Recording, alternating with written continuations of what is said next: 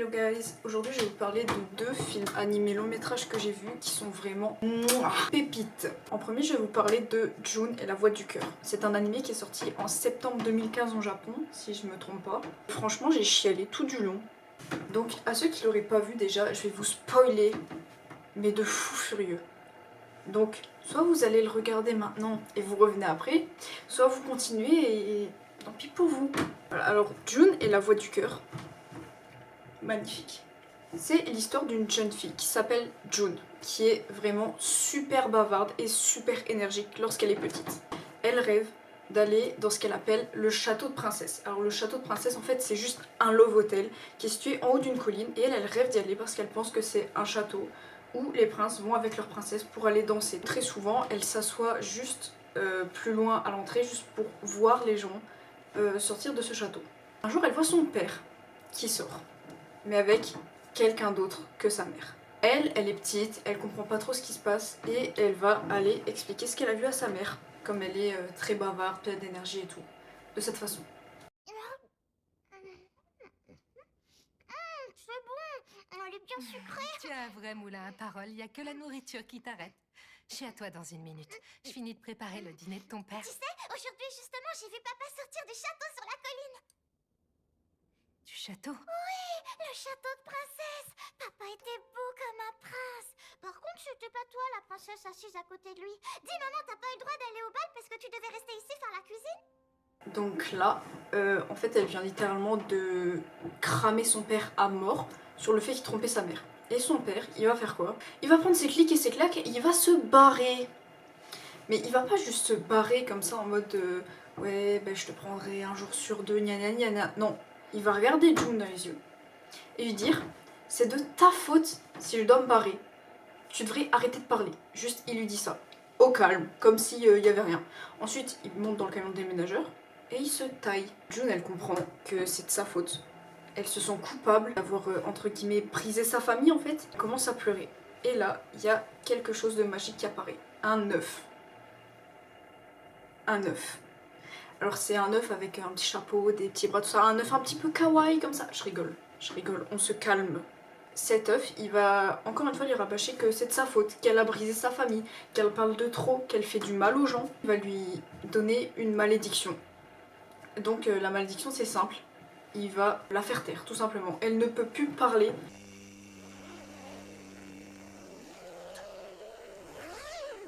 Si elle essaye de parler, elle a des maux d'estomac. C'est vraiment très douloureux pour elle. Quoi? Comment ça? Ne fais pas l'innocent. Est-ce que ça va? Bah, qu'est-ce qui t'arrive? Eh oh! Du coup, elle ne s'exprime pas. June a bien grandi et arrive au lycée. Son professeur principal, Monsieur Kazuki Yoshima, la nomme membre du comité de bienfaisance avec trois autres de ses camarades. Takumi Sakagami, Natsuki Nito et Daki Tatsuki. Un jour, June tombe sur Takumi qui est en train de chanter une chanson sur des œufs. Voilà. Dans une salle. Et elle va s'approcher et l'écouter tout simplement en trouvant qu'il chante très bien.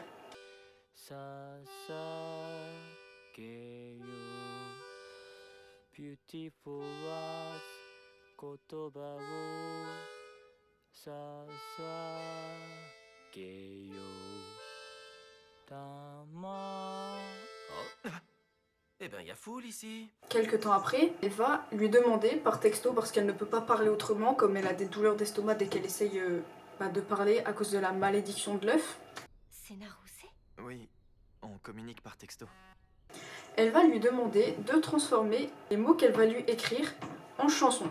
Il accepte. June va lui écrire plusieurs pavés en lui expliquant son histoire qu'elle a imaginée comme ça et qu'elle voudrait qu'il transforme du coup en chanson.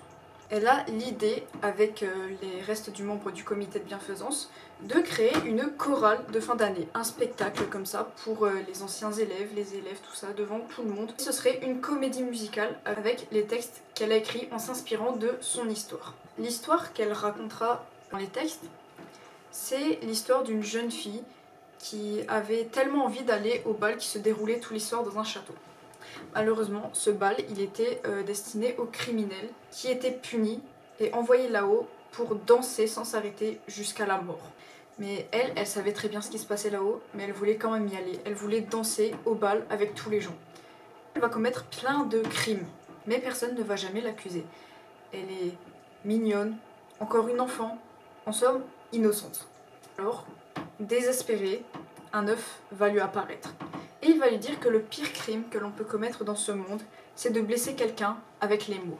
Alors elle va se mettre à insulter tout le monde en blessant tout le monde et en attirant la haine des gens, jusqu'à être enfin envoyée au château et mise à mort. Mais un prince va la pardonner et faire en sorte que tout le monde la pardonne pour ne pas qu'elle se fasse exécuter. Et ça va marcher. Donc elle va pouvoir rester en vie, cherchant des mots à dire à son prince. À la fin de cette comédie, tout le monde célèbre une fin heureuse dans le spectacle. C'est ça l'idée qu'elle a en tête. Et elle va bosser dessus avec les autres membres du comité. Donc répartir les rôles, faire les costumes, les maquillages, les décors, apprendre les musiques, tout mettre en place pour réaliser cette fameuse comédie musicale de fin d'année. Et ça va marcher. Jusqu'à ce qu'une histoire d'amour vienne tout foutre en l'air. Toujours l'amour, ça fout tout en l'air en fait. June, entre-temps, j'ai oublié de le dire, mais elle apprend qu'elle peut chanter et c'est pour ça qu'elle a eu l'idée de la comédie musicale, pour pouvoir s'exprimer sur tous ses malheurs, sur ses douleurs, en chantant devant tout le monde.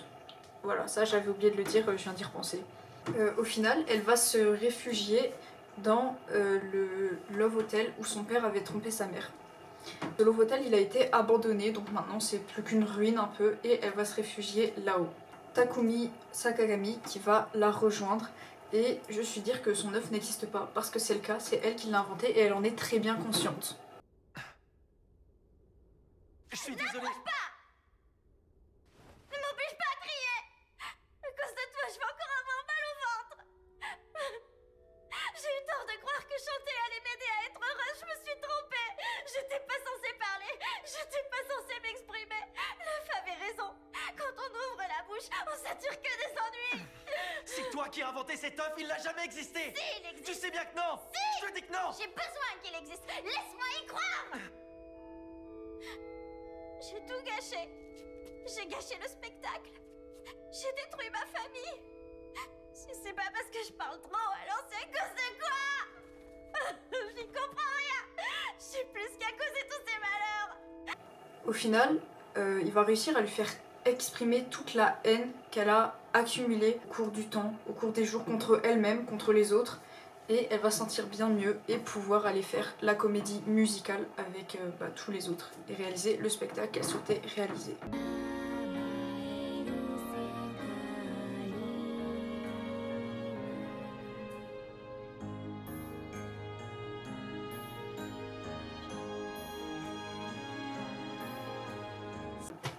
Voilà, donc ça c'est vraiment un animé, mais tout le long j'ai chialé, je suis une éponge. Je vous jure, j'arrivais pas. Déjà dès le début où son père commençait à l'abandonner, qu'elle commence à pleurer, que l'œuf lui dit ferme-la, arrête de parler, c'est de ta faute, qu'il la menace, qu'elle va finir en œuf brouillé, même si c'est complètement ridicule cette histoire d'œuf, mais moi ça m'a touchée du début jusqu'à la fin, genre j'étais complètement hypnotisée par ce film. Il est vraiment incroyable et je vous le conseille vraiment. C'est vraiment un long métrage super, franchement j'ai adoré. Je vous conseille vraiment d'aller le regarder. Et pour ceux qui l'ont déjà regardé, n'hésitez pas à me dire qu'est-ce que vous en avez pensé. Voilà. On va passer au deuxième long métrage qui est plus récent parce qu'il est sorti en 2023. Il s'agit de Maboroshi. Ce long métrage raconte l'histoire de Masamune, un garçon de 14 ans qui vit dans la petite ville de Mifuse. Alors, dans cette ville, il y a eu l'explosion d'une aciérie qui a complètement bloqué la ville dans le temps, dans un hiver éternel. C'est quoi ça? Oh.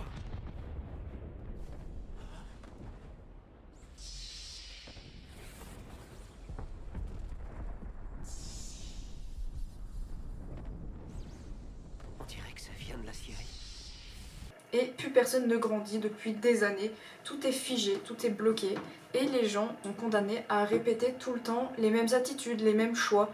À l'école, les élèves doivent remplir des questionnaires où ils doivent expliquer toujours la même chose pour s'assurer qu'ils n'ont pas changé parce que le changement pourrait être un danger. Dans cette ville, il se passe des trucs plutôt étranges, par exemple des fissures qui apparaissent dans le ciel et un peu partout, et des loups de fumée qui s'échappent de la scierie et qui avalent les gens qui développent des sentiments ou qui ont le cœur brisé, comme par exemple cette fille. J'ai voulu avouer mes sentiments et je me sens vraiment ridicule.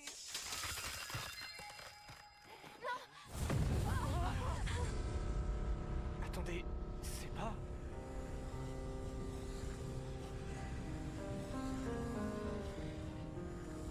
La fumée.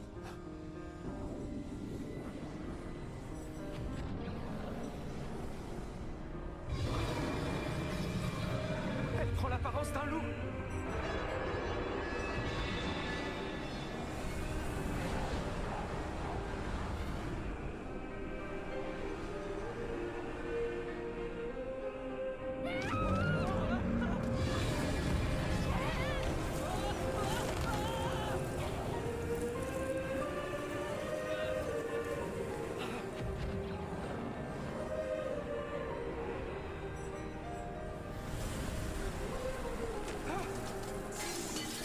Couche-toi, Sanobé! Sanobé!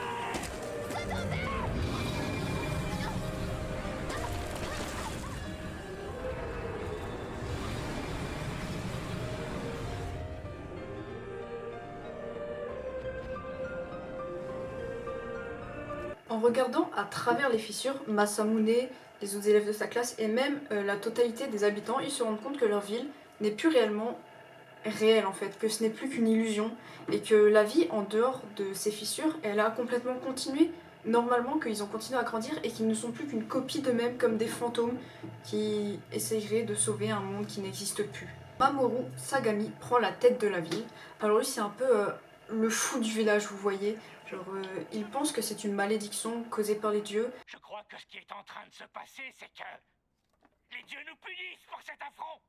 Et qu'ils ne doivent absolument rien changer de leur comportement, rester exactement les mêmes pour ne pas déclencher leur colère ou leur fureur et changer quelque chose.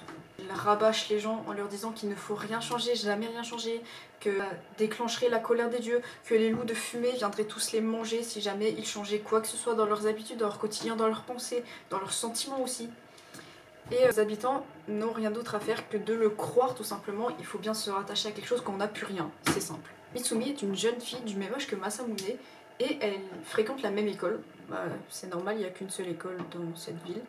Un jour, elle va l'amener dans le 5e haut fourneau de la scierie et lui présenter quelqu'un d'un peu particulier. C'est une petite fille qu'elle nomme Itsumi et qui est complètement sauvage.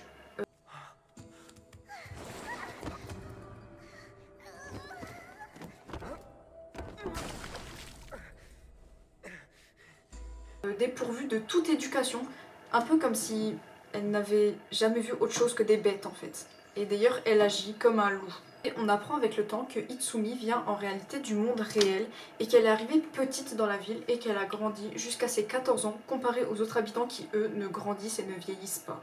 En fait, elle est arrivée dans cette illusion par accident en se réfugiant dans un train qui lui a fait malheureusement traverser la fissure et depuis, elle est restée coincée dans ce monde. Le fou du village, Mamoru, il pense qu'elle doit être une offrande pour les dieux pour pouvoir libérer le village de cet hiver éternel. Alors il va charger Mitsumi de s'occuper de Itsumi en gardant le secret à tout le monde. Mais Mitsumi va du coup en parler à Masamune. S'ils doivent garder le secret sur Itsumi, sur son existence, tout simplement parce que ses sentiments déclenchent des fissures encore plus grandes et déchaînent les loups de fumée. En gros, elle les contrôle un peu avec ses sentiments et ses émotions. Lorsque Masamune comprend que Itsuki vient du monde réel et que son monde à lui, qui est irréel et qui n'est qu'une illusion, va finir juste oublié, va être détruit, il décide de tout faire pour la ramener dans son monde à elle pour pas qu'elle périsse avec eux alors qu'elle vient d'un univers qui existait à l'aide de son groupe d'amis qui ont décidé de changer le cours des choses et de renvoyer Itsuki dans son monde. Sauf que il y a une histoire d'amour qui vient encore et toujours foutre la merde. Et Itsuki ne veut plus partir parce qu'elle est amoureuse de Masamune, mais Masamune sort avec Mitsuki. Oui, c'est un gros bordel. Mitsuki se rend compte que Masamune sort avec Mitsuki et déchaîne les loups de fumée sans même s'en rendre compte.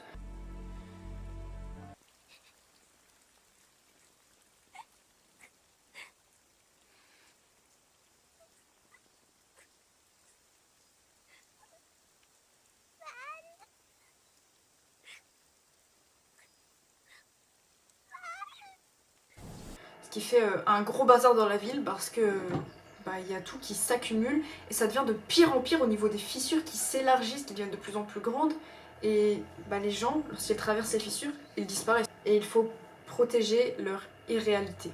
Au final, le groupe d'amis de Masamune vont réussir à convaincre Itsuki de retourner dans son monde à elle. Et qui attendent ton retour avec impatience.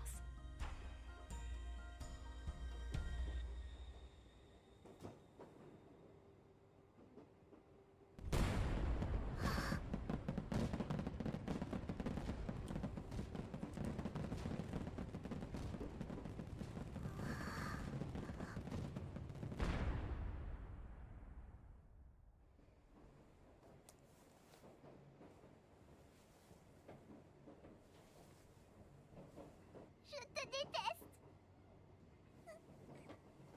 Je te déteste. Très fort. Moi pas descendre avec toi. En prenant le train. Et franchement, cette scène, elle était déchirante. Je vous jure, quand je l'ai vue, j'ai vraiment senti quelque chose. Ça m'a vraiment fait mal. Je vous mets un peu un extrait.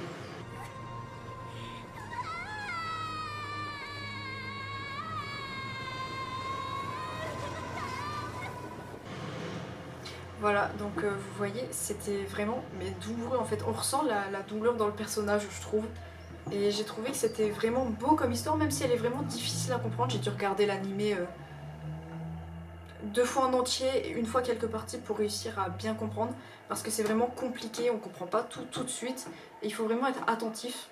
Mais je vous le conseille vraiment beaucoup parce que il fait réfléchir, je trouve. Et il est vraiment beau. Voilà, donc c'est la fin de cette vidéo. Je vous dis bye bye. Et j'espère que ça vous a plu. Voilà, bisous bisous.